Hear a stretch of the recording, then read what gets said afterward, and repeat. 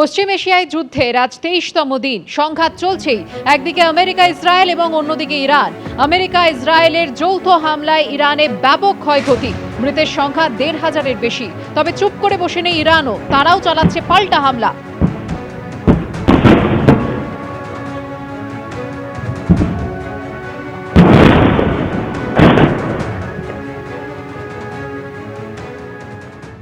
গত পরশু আরজি করে ভয়ঙ্কর মৃত্যু হয়েছে এক ব্যক্তির, মর্মান্তিক ঘটনা। কিন্তু কিভাবে লিফট বিপর্যয় হলো এখনো তার উত্তর মেলেনি।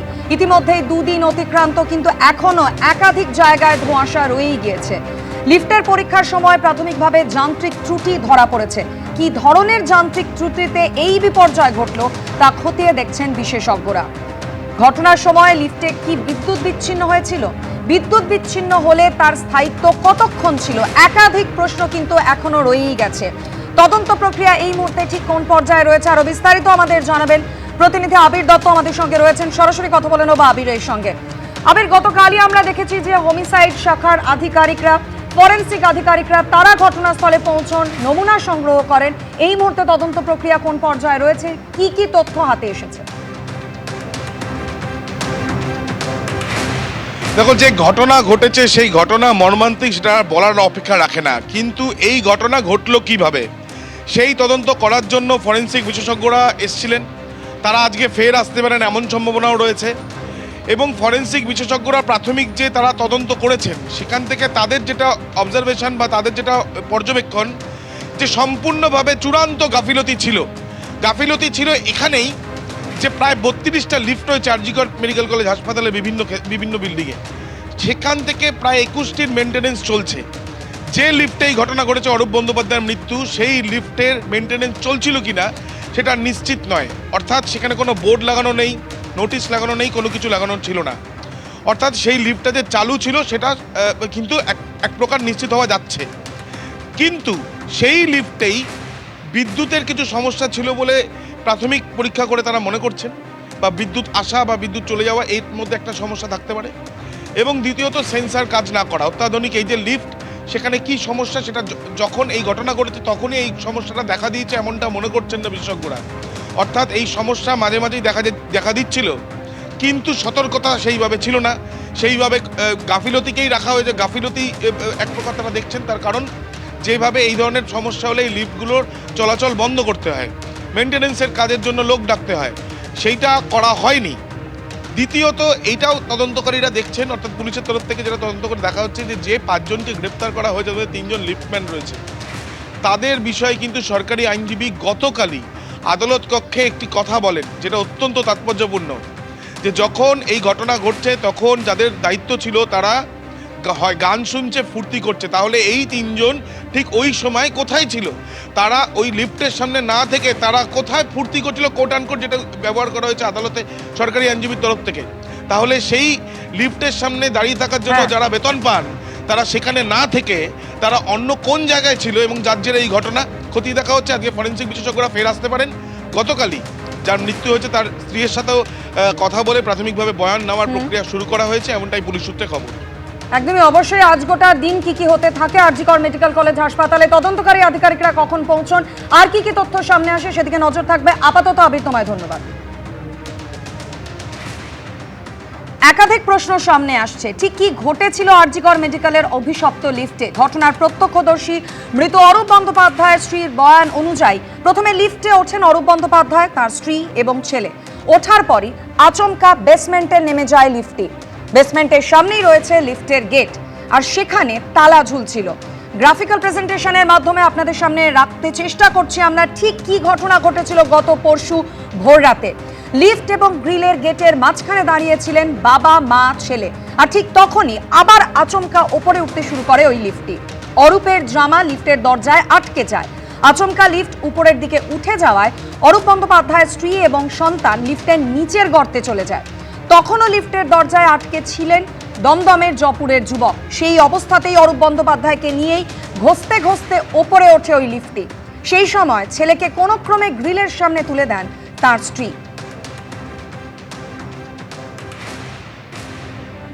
আর তার কিছুক্ষণ পর আবার নিচে নেমে আসে লিফটটি। স্ত্রীর কোলে এসে পড়েন রক্তাক্ত ক্ষতবিক্ষত অরূপ বন্দ্যোপাধ্যায়।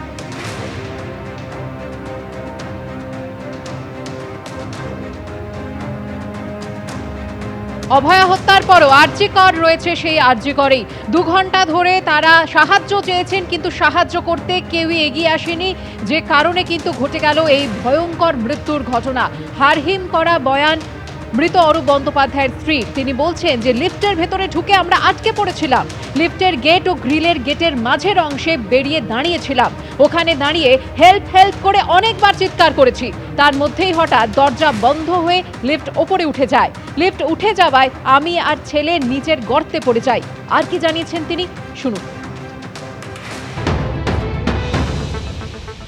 লিফটটা যখন খারাপ হয় তখন তো বললো যে ভাগ্যিস তোমরা দুজনে আসোনি, আমি ছিলাম, কিন্তু তার যে শেষ পরিণতি এরকম হবে মানে কল্পনাও করতে পারি। আমি শুধু হেল্প করে আরও উঠেছে, তখন বরের ডেড বডিটা আমার কোলে এসে পড়েছে, রক্তাক্ত ডেড বডিটা আমার উপর পড়েছে। যখন আপনার স্বামী নিচে এসে পড়লো তখনও কি তিনি বেঁচে ছিলেন? বেঁচে ছিলেন না, বলতে পারছিল না, হাঁপাচ্ছিল, বেঁচে ছিলেন। হ্যাঁ। কখন উঠলেন এবং মানে কোথায় যাচ্ছিলেন লিফটে করে? ওই তো আমরা ছেলের তো হাত মানে যেহেতু ভেঙে গেছিলো বলে আমরা এমার্জেন্সিতে রাত 10টার সময় এসেছি। আমরা দেখলাম আরজি করে যাই, আর বড়ি বললো হ্যাঁ চলো আরজি করে অনেক ডাক্তার পাওয়াও যায়, এমার্জেন্সিতে যখন তখন কি হয়েছে আগে দেখে নিয়ে তারপর দেখা যাবে। এখন আমরা ওয়েট করছিলাম ওটির জন্য, তো আমার ছেলে বলল যে মা বাথরুম পেয়েছে, তো আমি বললাম হ্যাঁ চল আমিও যাব। তো ওকে তো কোলে করে নিয়ে যেতে হচ্ছিলো, আমি পারবো না অতটা, তো হাজবেন্ড বলে চলো আমিও তিনজনে মিলে। মোবাইলটাও নিয়ে আসিনি, তো একদম বেসমেন্টে যখন গেল তখন দরজাটা খুলে গেল, আর একটু মানে গ্যাপ রেখে গ্রিলে তালা দেওয়া। এখনও আমরা দাঁড়িয়ে, আমার হাজব্যান্ড বলছে না ভেতরে ঢুকবো না, ভেতরে যদি একবার ঢুকে যায় যদি কতক্ষণ পরে ঠিক হবে, আমরা যদি মানে পুরো আটকা পড়ে যায় তাহলে তো আরোই মানে ওই একটা ভয় ছিল। দিয়ে তখন দেখছি দাঁড়াতে এরকম হতে একটা দরজাটা বন্ধ হয়ে উঠে গেল।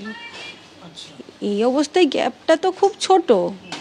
আপনি, আপনার স্বামী, আপনার ছেলে তিনজন ওইটুকু জায়গার মধ্যে আমরা দাঁড়িয়ে পরে উঠলো, দিয়ে আবার নামতে একদম নিচে গেল। দরজাটা নিজেই লাস্ট বেসমেন্টে গিয়ে খুলে গেল, তার খুলে গেল, দিয়ে আমরা বার হয়ে ওইটুকু জায়গার মধ্যে দাঁড়ালাম। যদি লিফটটা উঠে যায় ভেতর ওইটুকু জায়গার মধ্যে, নিচে তো আবার গ্রাউন্ড লেভেলে গর্ত, তো ওই গর্তের মধ্যে আমি আমার ছেলে পড়ে যাই, দুমড়ে মুচড়ে পড়ে যায়, আর হাজবেন্ড মানে উনি চাপা লেগে ওর মধ্যে আটকে গেছে। লিফটটা কি তারপর উঠতে শুরু করলো? উনি ঘষতে মানে, তারপরে আমি যখন পড়ে গেলাম তখন দেখলাম এ তো আবার যদি লিফটটা আমার মাথায় এসে পড়ে তাহলে তো আমরা ছেলে আমি দুজনেই সঙ্গে ছেলেকে ওই যে ওইটুকু জায়গা, তখন ওইটা তো ফাঁকা, আমি ওই গর্ত থেকে ছেলেকে বললাম বাবু ওখানটাতে তুই চুপ করে ধরে থাক। আপনি যখন ছেলেকে তুলে আবার ওই ফাঁকা জায়গাটা দাঁড় করিয়ে দিলেন তখন আপনার স্বামী কোথায়? ওখানে ওপরে আটকা পড়েছিল, মানে লিফট আর ওই মাঝামাঝিতে উনি ফেসে গেছিলেন। অভয়া কাণ্ডের 1 বছর 7 মাস পরেও আরজি কর আছে, আরজি করে পরিকাঠামো সুরক্ষায় নামেই বদল হয়েছে। বাস্তবে যে ছবিটা একটুও বদলায়নি, প্রাণ দিয়ে তা দেখিয়ে দিল দমদমের অরূপ বন্দ্যোপাধ্যায়। প্রায় 2 ঘন্টা ধরে লিফটে ঘষ্টে মৃত্যু হলো, সাহায্যের জন্য বারবার হেল্প চাওয়া হলেও এগিয়ে এলো না কেউই। আর এরপরই একাধিক প্রশ্ন সামনে আসছে, প্রায় 1.5 বছরে হাসপাতালগুলির সুরক্ষা পরিকাঠামোয় আদৌ কি কোনো উন্নতি হয়েছে? সঙ্গে কেউ কেন তালা ভেঙে বা তালা খুলে নামলেন না বেসমেন্টে? কেন দমকল বাহিনীকে খবর দেওয়া হলো না? লিফটটি গন্ডগোল করা সত্ত্বেও কেন সাধারণের জন্য তা খুলে রাখা হয়েছিল? লিফট আটকে যাওয়ার পর হাসপাতাল কর্মীরা কেন সঙ্গে উদ্ধার করতে পারলেন না অরূপ বন্দ্যোপাধ্যায়, তার ছেলে এবং স্ত্রীকে? লিফটম্যান রক্ষী গ্রেফতার করা হয়েছে, কিন্তু এরপরও দায় এড়াতে কি পারে হাসপাতাল কর্তৃপক্ষ? হাসপাতাল কর্তৃপক্ষের বিরুদ্ধেও ব্যবস্থা নেওয়ার দাবি জানিয়েছে মৃতের পরিবার।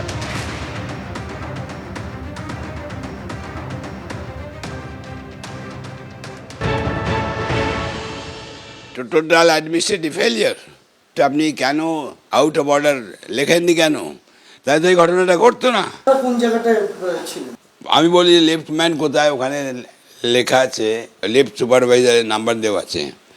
তাই আমি বললাম টেলিফোন করুন, পুলিশকে বলছি আপনার টেলিফোন করুন, কি একটা প্রবলেম হচ্ছে। আর একটা বাচ্চা নিয়ে 3 জনে ওখানে আটকে রয়েছে লিফটে। খালি দারোয়ান বলে নয়, হোল অ্যাডমিনিস্ট্রেশন রেসপন্সিবল।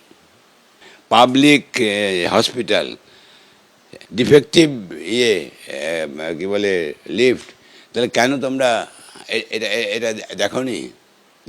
লোকে তো মরণ ফাঁদ, বাঁচাও বাঁচাও। আমি আমার বৌমার গলার আওয়াজ পেয়েছি, আমার ছেলে হয়তো ওপর থেকে ওটা ভেঙে পড়েছে মাথায়, এই তো বডিতে একদম সেই হাড়গোড় ভেঙে ব্লাড ক্লট করে যা বুঝতে পেরেছি। কেউ এলো না, বলছে যে চাবি PWDর আন্ডারে ওটা। পুলিশও বলছে হ্যাঁ দেখছি, ও বলছে দেখছি, আর আপনি চুপ করুন তো। আমি বললাম আমি চুপ করবো, আমার ছেলে আটকে আছে। এবিপি আনন্দ, এগিয়ে থাকে, এগিয়ে রাখে।